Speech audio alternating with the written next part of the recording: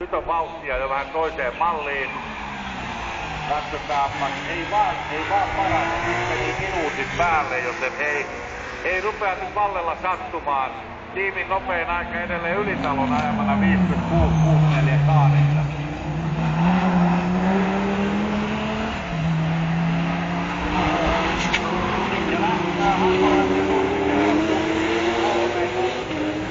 Ja 1,4 sekuntia perässä Mikko Eskelinen kolmantena.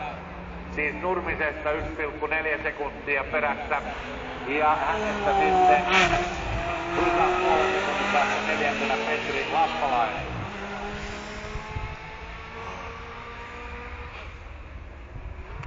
Ja Valle Mäkelä on näin siis siirtynyt Porsche numero 11 ohjauspyörän taakse, mutta vielä ei Valle ole varmaan saanut sattumaan hommaa sillä kun haluaa, vaan autossa jotain häiriötä.